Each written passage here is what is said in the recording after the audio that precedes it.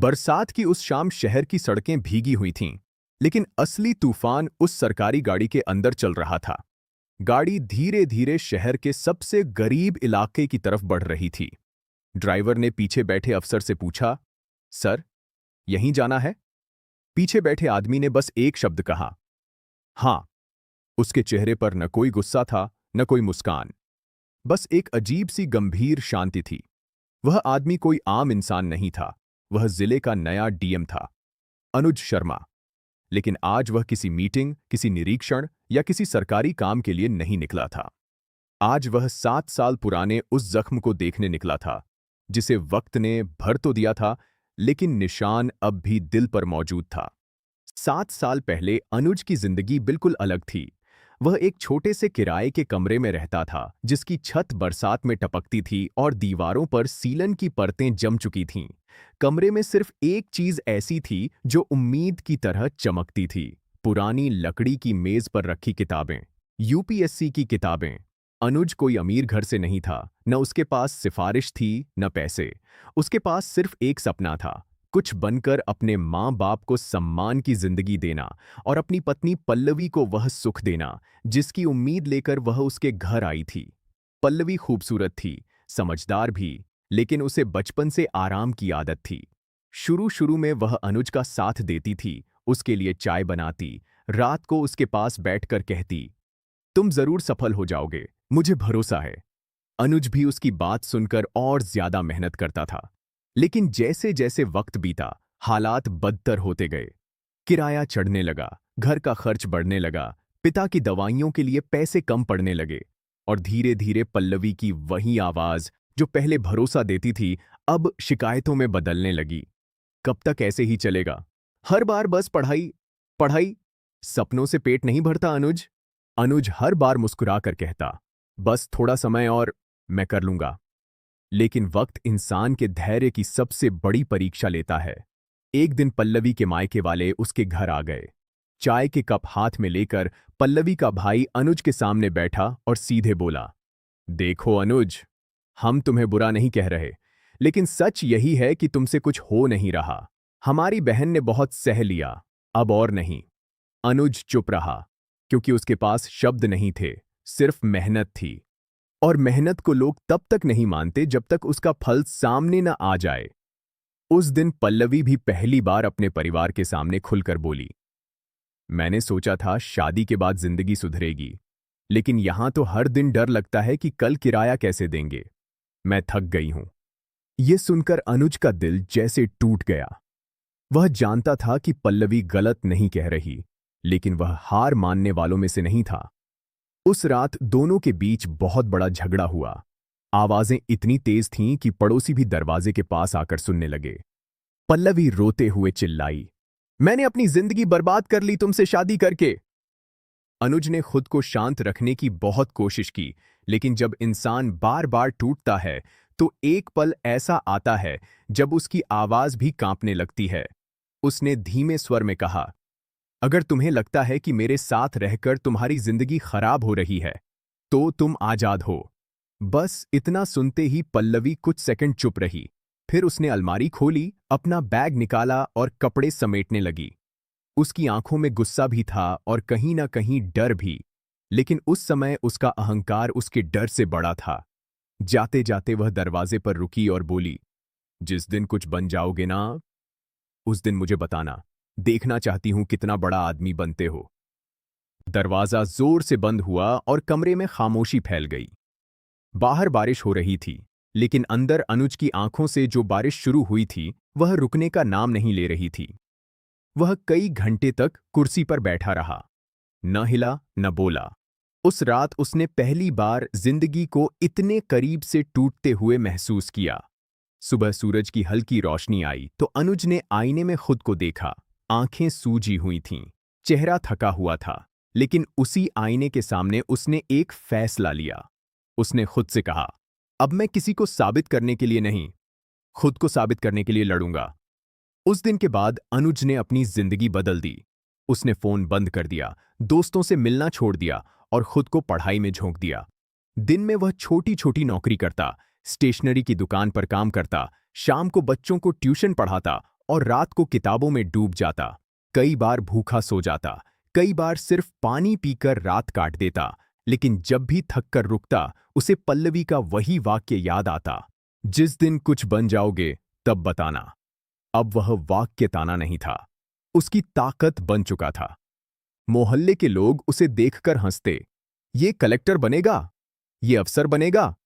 पहले अनुज को बुरा लगता था, अब वह बस मुस्कुरा देता, क्योंकि उसने समझ लिया था, दुनिया हमेशा उसी का मजाक उड़ाती है जो रास्ते में होता है। मंजिल पर पहुंचने के बाद वही दुनिया सलाम करती है। यूपीएससी की तैयारी आसान नहीं थी, उसने कई बार कोशिश की। एक बार प्रीलिम्स निकल गया, लेकिन मेंस में रह गया। दूसरी बार इंटरव्यू तक पहुंचा, लेकिन लिस्ट में नाम नहीं आया। उस दिन वह टूट गया। कई घंटे तक चुप बैठा रहा, फिर उसने खुद से कहा, अगर हार मान ली तो सच में हार जाऊंगा, लड़ता रहा तो शायद जीत जाऊं। और वह फिर जुट गया। साल गुजरते गए, उसकी आंखों के नीचे काले घेरे गहरे हो गए, लेकिन आंखों की चमक और तेज हो गई। माँ कहती, बेटा थोड़ा आराम कर लिया कर। वह मुस्कुराकर कहता, माँ बस थोड़ा सा और, फिर आराम ही आराम होगा। और फिर आखिरकार वह दिन आया।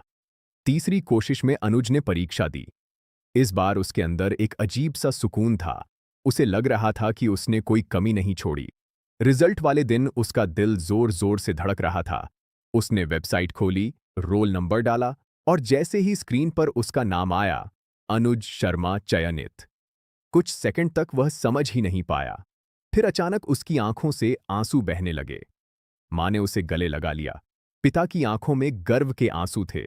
मोहल्ले के वही लोग जो कभी हंसते थे, आज मिठाई लेकर दरवाजे पर खड़े थे। ट्रेनिंग के बाद जब उसकी पोस्टिंग आई और वह डीएम बनकर उसी शहर में वापस लौटा, तो पूरे शहर में चर्चा होने लगी। वही अनुज शर्मा, जो कभी किराए के कमरे में रहता था, आज जिले का डीएम बन गया। अनुज अब पहले जैसा नहीं था। उसके पहनावे में आत्मविश्वास था, चाल में ठहराव था, और आंखों में वो चमक थी जो सिर्फ संघर्ष के बाद आती है। कुछ दिन काम में बीत गए, मीटिंग्स, निरीक्षण, जनता दरबार। लेकिन एक शाम ऑफिस की बालकनी में खड़े होकर उसने शहर को देखा, और अचानक उसे पुरानी गलियां याद आ गईं। उसने फैसला किया कि वह बिना किसी काफिले के सिविल ड्रेस में अकेला वहां जाएगा। जब वह उन तंग गलियों में पहुंचा तो सब कुछ वैसा ही था। वही चाय की दुकान, वही पुरानी दीवारें। तभी एक बूढ़ा चाय वाला उसे देखकर चौंक गया। अरे अनुज बेटा! अनुज ने मुस्कुराकर सिर हिला दिया। बूढ़े की आंखों में चमक आ गई। सुना है तू बहुत बड़ा अफसर बन गया है। फिर बूढ़ा अचानक गंभीर हो गया और बोला, तुम्हारी पल्लवी की खबर है? यह नाम सुनते ही अनुज के भीतर कुछ हिल गया। उसने धीरे से पूछा, क्या हुआ उसे? बूढ़ा बोला, किस्मत ने उसका साथ नहीं दिया बेटा। मायके वालों ने भी छोड़ दिया। अब शहर के किनारे झोपड़ियों में रहती है। अनुज कुछ सेकंड तक खड़ा रहा। उसका दिल भारी हो गया। उसने सोचा था पल्लवी खुश होगी, किसी अच्छे घर में होगी, लेकिन सच उसके सामने था। उसने पता लिया और बिना कुछ बोले गाड़ी में बैठ गया। कुछ देर बाद गाड़ी शहर के बाहरी इलाके में पहुंची।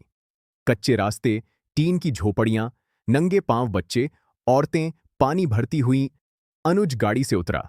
उसका दिल जोर जोर से धड़क रहा था। वह धीरे धीरे आगे बढ़ा और तभी उसकी नजर एक झोपड़ी पर पड़ी।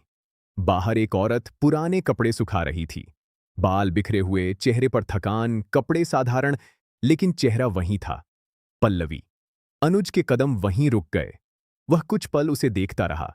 उसकी आंखों में न गुस्सा था, न जीत का एहसास, बस दर्द और सन्नाटा था। वह आगे बढ़ा। उसके जूतों की आवाज सुनकर पल्लवी ने सिर उठाया, और जैसे ही उसने अनुज को देखा, उसके हाथ से कपड़ा गिर गया।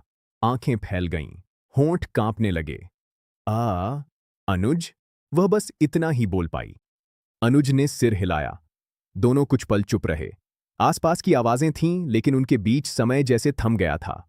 पल्लवी ने जल्दी से दुपट्टा ठीक किया, बाल संभाले, जैसे उसे अचानक अपनी हालत का एहसास हो गया हो।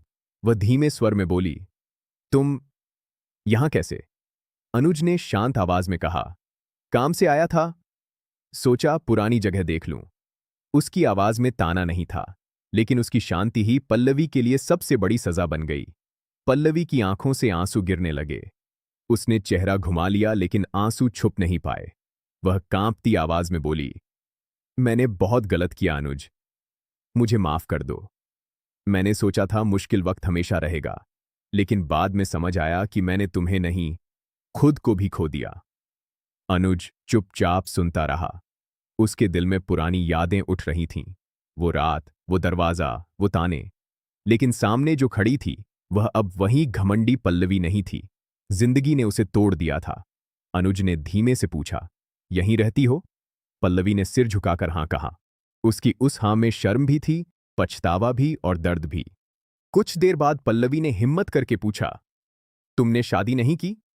अनुज ने हल्का सा सिर हिलाकर कहा, नहीं। पल्लवी की आंखों में एक पल के लिए उम्मीद चमकी, फिर वह फिर झुक गई, जैसे उसे लगा कि अब बहुत देर हो चुकी है। अनुज ने जेब से रुमाल निकाला और उसकी तरफ बढ़ाया। आंसू पोंछ लो, लोग देख रहे हैं। पल्लवी ने रुमाल लिया और रोते हुए कहा, मैंने कभी नहीं सोचा था कि जिंदगी मुझे इस हालत में तुम्हारे सामने खड़ा करेगी। अनुज ने गहरी सांस ली और बोला, समय सबको मौका देता है, किसी को ऊपर उठने का, किसी को सीखने का। अनुज ने उसे झोपड़ी के बाहर बैठने को कहा। दोनों एक पुरानी चारपाई पर बैठ गए। पल्लवी ने अपनी कहानी बताई, कैसे मायके में पहले सब ठीक रहा, फिर ताने शुरू हो गए, कैसे रिश्तेदारों ने मुंह मोड़ लिया, कैसे एक दिन उसे अकेले रहना पड़ा और जिंदगी धीरे धीरे उसे यहां तक ले आई। वह बोलती रही और अनुज सुनता रहा। हर शब्द के साथ पल्लवी का बोझ हल्का हो रहा था और अनुज का गुस्सा भी पिघल रहा था। रात गहरी हो गई। झोपड़ियों में हल्की रोशनी जलने लगी। हवा में ठंडक थी। अनुज ने धीमे स्वर में कहा, पल्लवी, उस दिन जब तुम गई थीं, मैं बहुत टूट गया था। लेकिन सच कहूं, अगर तुम उस दिन नहीं जाती, तो शायद मैं खुद को इतना मजबूत नहीं बना पाता। पल्लवी फूट फूट कर रोने लगी। मैंने तुम्हें बहुत दुख दिया। अनुज ने शांत स्वर में कहा, गलती हम दोनों से हुई थी। तुमने जल्दबाजी की और मैंने तुम्हें रोकने की कोशिश नहीं की। फिर उसने कुछ पल चुप रहकर पूछा, अगर जिंदगी हमें दूसरा मौका दे, तो क्या तुम फिर वही फैसला लोगी? पल्लवी ने बिना रुके कहा, नहीं, इस बार मैं कभी नहीं जाऊंगी। अनुज की आंखें नम हो गईं।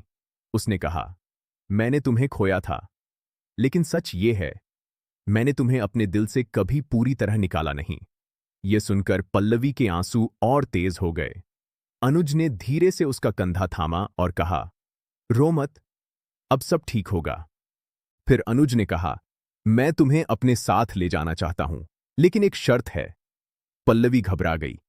कैसी शर्त? अनुज ने कहा, अब हमारी जिंदगी में कोई भी फैसला गुस्से या अहंकार में नहीं होगा। हर बात बैठकर समझदारी से होगी। पल्लवी ने तुरंत सिर हिला दिया। मैं वादा करती हूं। अगली सुबह सरकारी गाड़ी उस झोपड़ी के सामने आकर रुकी। लोग हैरान होकर देखने लगे। डीएम साहब खुद उतरकर झोपड़ी के पास आए। पल्लवी अपना छोटा सा सामान लेकर बाहर निकली। अनुज ने उसके लिए गाड़ी का दरवाजा खोला। पल्लवी की आंखों में डर था। लोग क्या कहेंगे? अनुज ने मुस्कुराकर कहा, लोग हमेशा बोलते हैं, लेकिन अब हम अपनी जिंदगी लोगों के हिसाब से नहीं, अपने दिल के हिसाब से जिएंगे। पल्लवी गाड़ी में बैठ गई। गाड़ी धीरे धीरे आगे बढ़ गई। रास्ते भर दोनों चुप थे, लेकिन इस बार खामोशी बोझ नहीं थी। यह खामोशी सुकून थी, क्योंकि अब दोनों समझ चुके थे कि जिंदगी सिर्फ पैसा नहीं, समझ और साथ मांगती है। समय ने दोनों को अलग करके सिखाया था कि रिश्ते टूटते नहीं, बस कमजोर पड़ जाते हैं। और अगर दिल में अपनापन बचा हो, तो वक्त चाहे जितनी दूरियां बना दे, रास्ते फिर से मिल ही जाते हैं। अनुज ने पल्लवी की तरफ देखा और कहा, अब हम नई शुरुआत करेंगे। पल्लवी ने पहली बार सच्ची मुस्कान के साथ सिर हिला दिया। और उसी दिन शहर में लोग सिर्फ डीएम अनुज शर्मा की ईमानदारी की चर्चा नहीं कर रहे थे, बल्कि यह भी कह रहे थे कि सच में बड़ा आदमी वही होता है जो जीतकर भी किसी को गिरने नहीं देता।